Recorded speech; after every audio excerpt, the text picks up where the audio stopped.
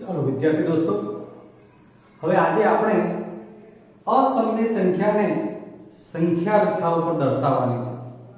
તમે અત્યાર સુધી પ્રાકૃતિક સંખ્યાઓ, પૂર્ણ સંખ્યાઓ, ક્યાંક સમય સંખ્યા પણ કે જે આપણે આગળના લેક્ચરમાં જોઈ 3 દશાંશ સ્થળ સુધીની હતી, એમાં 4 દશાંશ સ્થળ સુધીની અનંત આવૃત એવી સંખ્યા પણ હતી.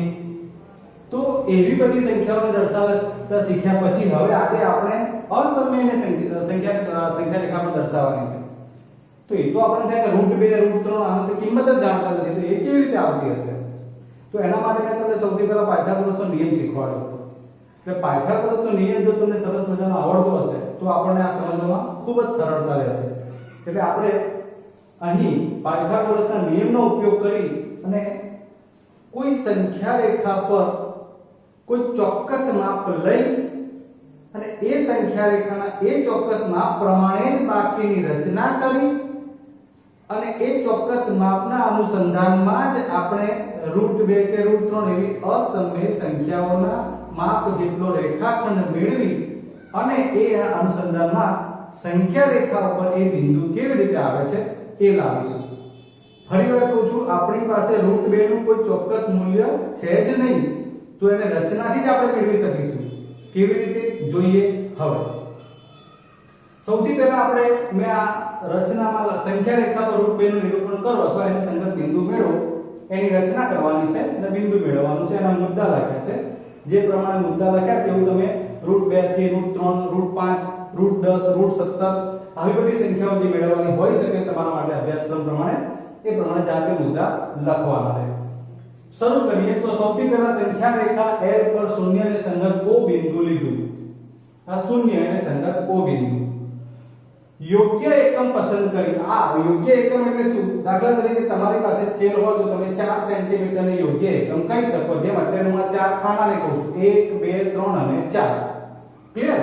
તો આ 4 ખાના બરાબર હું 1 એકમ કરીશ તો અહીં 0 સાથે આ શૂન્ય મિલાવીશ અને ચોથું ખાનું એટલે મને 20 આવે છે ત્યાં આગળ હું ટપકું કરીને આ થોડું ઘાટું કરી દઈશ, ખબર પડે એ બિંદુ લખી દઈશ. ચલો, અર્થાત OA બરાબર 1 એકમ થઈ ગયું છે. હવે શું કરવાનું? તો હવે ફરજિયાત જેમ આપણે કાટકોણ ત્રિકોણની વાત કરી હતી કે પાયથાગોરસનો નિયમ માત્ર કાટકોણ ત્રિકોણ માટે જ લાગુ પડે છે. એટલે આપણે અહીં કાટખૂણો બનાવવો એ ફરજિયાત છે. એ આપણી રચનાનો ભાગ છે. કેવી રીતે બનાવીશું? તો જો આ હરોળને આ લાઈન સાથે કમ્પ્લીટ મિલાવવાની. અહીંયા બિંદુ આપણા જે રેખા બનાવવાના છે એ એક્ઝેક્ટ આવે એ રીતે રાખવાનું. એમાં પણ અહીંથી 1 2 3 અને 4 જેને આપણે 1 એકમ કહ્યું છે એટલે OA જેટલું હતું એટલું જ AP. OA બરાબર 1 એકમ થાય તેવું બિંદુ એ સંખ્યા રેખા પર. હવે કાટકોણ ત્રિકોણ OAP રચ્યો, જેમાં OAP રચ્યો એનો મતલબ આપણે એવું કરીશું કે આપણે આ OP ને હવે જોડી દઈએ. એટલે તમારા માટે આ ત્રિકોણ OAP અહીં કાટખૂણો બનાવ્યો હતો ત્રિકોણ થઈ જશે કાટકોણ ત્રિકોણ, જ્યાં AP પણ કેટલું લીધું છે? 1 એકમ. આમ આ રચનાથી અત્યારે આપણને OAP કાટકોણ ત્રિકોણ મળ્યો છે. હવે એમાં શું થાય છે? તો પાયથાગોરસના નિયમ મુજબ પાગોનિમુ નિયમ શું હતો? કાટકોણ ત્રિકોણમાં આને આપણે કહીએ છીએ કાટખૂણાની સામેની બાજુ કર્ણ એવું લખ્યું હતું, પ્રેક્ટિસ કરી હોય તો ખબર હશે જ. કર્ણનો વર્ગ એ કાટખૂણો બનાવતી કે સમાવતી, આ કાટખૂણો સમાવતી બે બાજુ છે, ના વર્ગોના સરવાળા જેટલો થાય. ફરીવાર કાટકોણ ત્રિકોણમાં કર્ણનો વર્ગ એ કાટખૂણો સમાવતી બાજુના વર્ગોના સરવાળા જેટલો થાય. એ નિયમ અનુસાર OP કર્ણ છે, જેને મેં ડાબી બાજુએ લખ્યું છે OP² બરાબર OA અને AP એ કાટખૂણો સમાવતી બાજુ છે એટલે OA² AP². આ એકવાર ફરી ચર્ચા કરી દીધી. વારંવાર કદાચ આટલું ડિટેલમાં આપણે ફરીવાર ન ચર્ચા કરીએ તો તમારે ધ્યાનથી સમજી લેવાનું. હવે એના માપ લખ્યા છે. OA 1 આપણે 1 નો વર્ગ 1 નો વર્ગ એટલે 1 + 1 2 થાય. OP² બરાબર 2 મળે છે. મને OP² નથી જોઈતું મિત્ર, આપણને શું જોઈએ છે? માત્ર OP. તો OP² માંથી OP કઈ રીતે મળે? તો કે બંને બાજુ વર્ગમૂળ લેવું પડે. એટલે આ વર્ગમૂળ લેતા લખ્યું છે op² નું બની ગયું op, માટે 2 નું વર્ગમૂળ નથી નીકળતું તો √2 એમને એમ રહેશે. આપણું કામ થઈ ગયું. મને તો આડકતરી રીતે √2 જોઈતું હતું. કેટલું સરસ કામ થયું મિત્રો, સમજ્યા તમે? આ સંખ્યા રેખામાં OA 1 એકમ, પછી તમે એટલું જ બીજું માપ અહીંયા લખો તો આ માનો કે 2 એકમ થાય. એ જ રીતની રચનામાં આપણે OP બરાબર શું લાવી દીધું? √2. બહુ મોટું કામ થઈ ગયું. ચાલો હવે ખૂબ જ સરળ છેલ્લું સ્ટેપ. આ મારી પાસે શિક્ષકો માટેનું પરિકર છે, તમારા માટે આ ઉપયોગી નથી. તમને નોટમાં સરસ મજાનું દોરી શકાય પરિકર કંપાસ બોક્સમાં આવે છે. પરિકરની સાહેબ અમારે આવું કરવાનું, તમારે આવું નહીં કરવાનું. આ તમારે ખસી જાય એટલે આવું કરવું પડે છે. પરિકરનો છેડો અને આ પેન્સિલ ભરાવી હોય બંને છેડા એક હરોળમાં રાખવાના. હવે શું કરું છું? આ O થી P આટલું પરિકર ખોલું છું. આ ખોલ્યા પછી આપણે દોરીએ તો એ શું બને ખબર? આમ તો પરિકરથી બને શું? વર્તુળ. દાખલા તરીકે નાનું મોટું પણ આ વર્તુળ બનાવતા આપણે. તો એ જે માપ છે ને આખું એને શું કહેવાય ખબર? ત્રિજ્યા. તો અહીં આ OP શું બની જશે? ત્રિજ્યા. આપણે શું કરવાનું છે? તો કે OP જેટલી ત્રિજ્યા, એટલે કે OP જેટલું પરિકર ખોલીને ત્રિજ્યા બનાવી દીધી. હવે ફરશે શું? આ છેડો પેન્સિલ વાળો આ સ્થિર રાખવાનો. તો OP જેટલી ત્રિજ્યા લઈ O ને કેન્દ્ર ગણી અને ચાપ દોર્યું કહેવાય. વર્તુળ આખું નથી બનાવતા, માત્ર આટલો ભાગ બનાવો જેને આપણે ચાપ દોર્યું કહેવાય. શું દોર્યું કહેવાય? ચાપ. ક્લિયર? એટલે આ O કેન્દ્રિત OP ત્રિજ્યા વાળું ચાપ દોર્યું. O ને કેન્દ્ર ગણી OP ત્રિજ્યા વાળું ચાપ દોર્યું જે L ને એટલે કે સંખ્યા રેખાને B માં છેદે. હવે લખી દઈશું બિંદુ B. ચાલો હવે ખૂબ સરસ કામ થઈ ગયું આપણું. ફરીવાર મપાઈ લઉં તો આ O થી P જેટલું હતું કેટલું હતું? √2. અને હવે જોજો જાતું O થી B કેટલું આવ્યું? તો કે આના જેટલું. આ કેટલું છે? √2. એનો અર્થ એવો થયો કે O થી B અંતર કેટલું થઈ ગયું? √2 જેટલું મિત્રો. બસ ત્યારે આપણને સંખ્યા રેખા ઉપર √2 ને સંગત બિંદુ મળી ગયું છે, જે કયું છે? B. આમ આપણે સંખ્યા રેખા ઉપર √2 ને સંગત બિંદુ આ B દર્શાવ્યું કહેવાય. ક્લિયર? ફરીવાર રચના કરીએ તો બહુ ઝડપથી સંખ્યા રેખા L લેવાની, એની પર શૂન્ય ને સંગત બિંદુ O લેવાનો. OA બરાબર 1 એકમ થાય અને AP બરાબર 1 એકમ થાય. તે રીતે કાટકોણ ત્રિકોણ OAP રચવાનો. પાયથાગોરસના નિયમ મુજબ તમને મળશે OP બરાબર √2.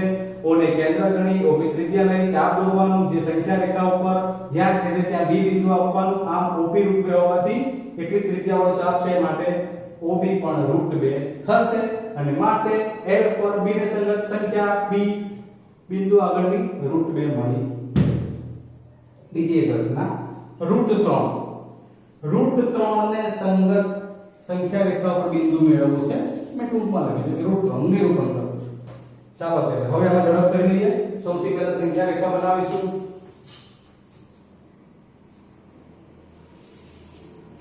આ સંખ્યા રેખા ઉપર આ L લઈ લઈએ, આ O 0. ફરી પાછું OA બરાબર 1 એકમ, એટલે કેટલા ખાના લેવાના છે? મારે 4 ખાના લેવાના છે, એટલે 20 સુધી પહોંચવાનું છે. તમે OA બરાબર 1 એકમ ને 4 સેન્ટીમીટર ગણી શકો છો. ફરી પાછું મારે કાટખૂણો બનાવવાનો છે. મારી પાસે કાટખૂણો નથી, માનો ખોવાઈ ગયું છે. તો બુદ્ધિશાળી જેવું છું, જો મને તો કાટખૂણો દેખાય છે. તમારે પણ એવું કરી શકાય. સ્કેલમાં રાઈટ એંગલ કમ્પ્લીટ હોય તો તમે આને બિલકુલ રાઈટ મૂકો. આ કમ્પ્લીટ એને હરોળમાં આવવું જોઈએ. એટલે આ હરોળ આવશે એટલે આ કમ્પ્લીટ આવી જશે. ક્લિયર? એટલે આ પ્રમાણે તમને આ કાટખૂણો મળી જશે. એ કાટખૂણો બની ગયા પછી હવે શું કરવાનું? તો સાહેબ અહીંયા 1 એકમ લીધું તો હવે અહીં 1 લેશો ને? અરે એવું હતું છે, અહીંયા 1 લો, અહીંયા 1 લો તો મને કર્ણ પાછળ √2 મળે. એવું નથી કરવાનું, થોડો ચેન્જ કરીએ. તો ઓપી જે છે ને એ આનું બમણું. આ એટલે તમારી માટે 4 સેન્ટીમીટર, મારી માટે 4 ખાના, એનું બમણું એટલે કેટલા ખાના થાય? 4 × 8. 1 2 3 4 5 6 7 ને 8 40 સુધી.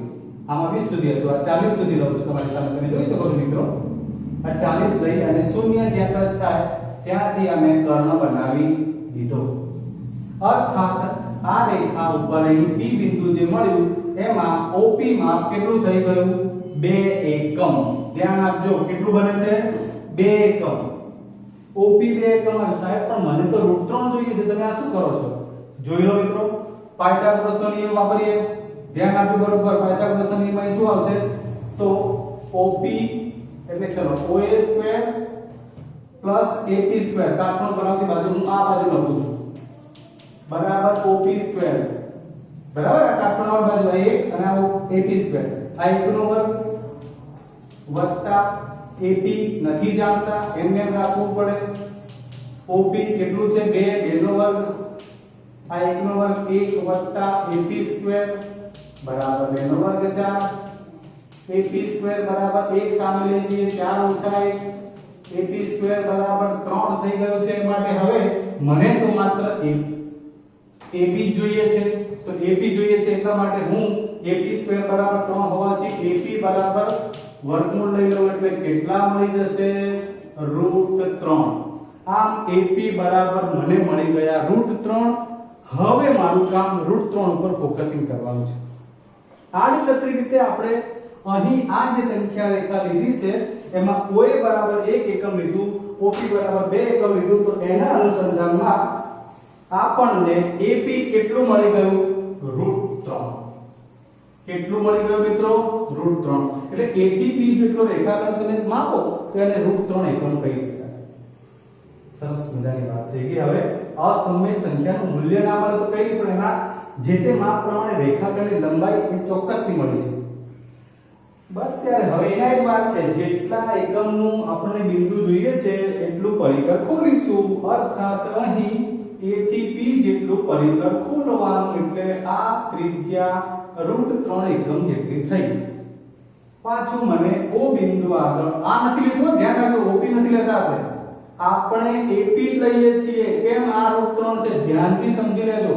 મને √3 એકમ બિંદુ જોઈએ છે. આ OP નહીં, ભૂલ ના કરતા દોરતી વખતે. આ √3 એકમ જોઈએ છે. હવે હું O ને કેન્દ્ર ગણી અને માત્ર મારે અહીં ચાપ દોરવાની રહેશે. આ એક્ઝેક્ટ માપ આવે. તમે ફૂટ પટ્ટીથી આ માપી કરો તો પણ આવે, પણ આ રચનાથી એક્ઝેક્ટ આવતો હોય. એટલે મિત્રો હવે આપણું કામ પૂરું થઈ ગયું. OB કેટલું થશે? તો કે OB નું માપ AP જેટલું, એટલે કે √3 જેટલું થશે. અને માટે B બિંદુ આગળ જે સંખ્યા બની તે √3 એકમ થઈ. આ સિવાય પણ આ રચના દોરી શકાય છે, પણ અત્યારે આપણે એક સરખા ટોપિક ત્યાં ભણી રહ્યા છીએ. ચલો માનો હવે મારે √5 જોઈએ છે. √5 નું નિરૂપણ કરવું બહુ મજા આવે છે. ધ્યાન આપજો મિત્રો, થોડો ચેન્જ કરીએ આપણે આમાં.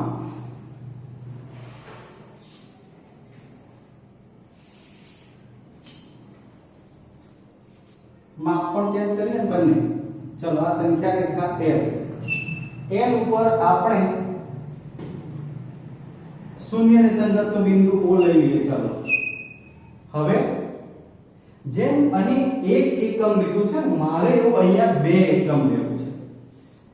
1 એકમમાં તમે જો 4 સેન્ટીમીટર લીધું હોય તો અહીંથી 2 એકમ એટલે કેટલા લેશો? 8 સેન્ટીમીટર. મારી પાસે જગ્યા ઓછી છે એટલે હું થોડું નાનું માપ સેટ કરું છું કે 1 એકમને 3 ખાના લઉં તો 2 એકમ માટે મારા જોડે 6 ખાનાથી જાય. 1 2 3 4 5 અને 6. ચાલો આ 2 એકમ થઈ ગયું છે. હવે પાછો અહીંયા કાટખૂણો બનાવવાનો છે, જે તમે કાટખૂણિયાથી પણ બનાવી શકો અને મેં તમને શીખવાડ્યું છે હમણાં એ રીતે પણ બનાવી શકો. પણ આ 2 એકમ સાથે સાથે આ એક જ એકમ, આ કાટખૂણો, આ 1 એકમ, આ 2 એકમ, આ બિંદુ A, હવે ખાલી નીચેના માપમાં ફેરફાર આવે. હવે આપણે OP જોડી દઈએ. થઈ ગયું. તો હવે શું બન્યું? OP જોડ્યા પછી OP કેટલું આવે એ જોવાનું છે. હું લખીશ નહીં હવે પાયથાગોરસનો નિયમ, તમારે સમજી જવાનું છે. આનો વર્ગ થાય છે 2 નો વર્ગ કેટલો થવાનો છે 4. આનો વર્ગ થાય છે કેટલું થવાનું છે 1 ઉમેરાશે 5. એ OP સ્ક્વેર બરાબર હશે.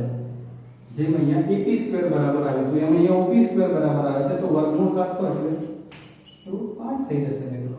ક્લિયર?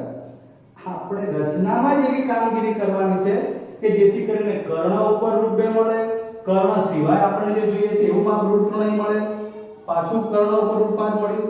આ અને આ બંને રેખાખંડોને આપણે આપણી જરૂરિયાત પ્રમાણે લાવી શકીએ. અહીં મેં √3 નહોતું બનાવ્યું, અહીં આ 1 રાખ્યું 2 રાખ્યું એટલે પાયથાગોરસના નિયમથી √3 આવ્યું છે. જ્યારે અહીંયા 2 રાખ્યું 1 રાખ્યું એટલે 2 નો વર્ગ 4, 1 નો વર્ગ 1, 4 ને 5 એટલે √5 મળે છે. એટલે એ આપણી ઉપર ડિપેન્ડેબલ છે. અને હવે છેલ્લે એના એક બાબત, OP જેટલું પરિકર ખોલવાનું છે, O ને કેન્દ્ર ગણી અને આ રીતે ચાપ મારી દઈએ એટલે તૈયાર.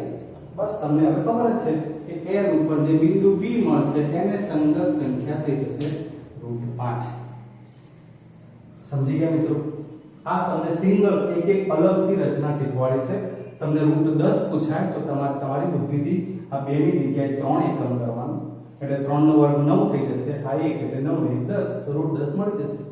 4 એકમ કરો તો 4 નો વર્ગ 16 વત્તા 1 નો વર્ગ 1 16 ને 17 √17 મળી જાય. ક્લિયર? તો આજે આપણે આ બધામાં અલગ અલગ સિંગલ રચનાથી શીખ્યા છીએ. આવતા લેક્ચરમાં હજુ આપણે એક જ સંખ્યા રેખા ઉપર √2 √3 √4 √5 આ પણ શીખવાનું છે. એ સંખ્યા રેખા ઉપર અને એના સિવાય કુંતલાકાર રચનાથી રેખાખંડની લંબાઈ √2 √3 √5 √6 કેવી રીતે મળે છે એવી 2 રચના હજુ શીખવાની છે. પણ આ મુખ્ય બાબત તમને શીખવાડી. આ રચનાનું મૂળભૂત કામ છે કે કેવી રીતે આવે છે. ક્લિયર છે? હવે એક જ વિનંતી છે કે આપણે વારંવાર વિડિયો જોઈને ભણવાનું શીખતા હોઈએ તો ક્યાંક ને ક્યાંક આપણે આપણા ગુરુના શુક્રગુજાર બનવાનું છે. એ બસ એટલું જ કરવાનું છે કે તમારે વિડિયોને લાઈક કરવાનો છે. ચેનલ સબસ્ક્રાઇબ ના કરી હોય તો સબસ્ક્રાઇબ કરવાની છે. ઓકે, જય હિન્દ.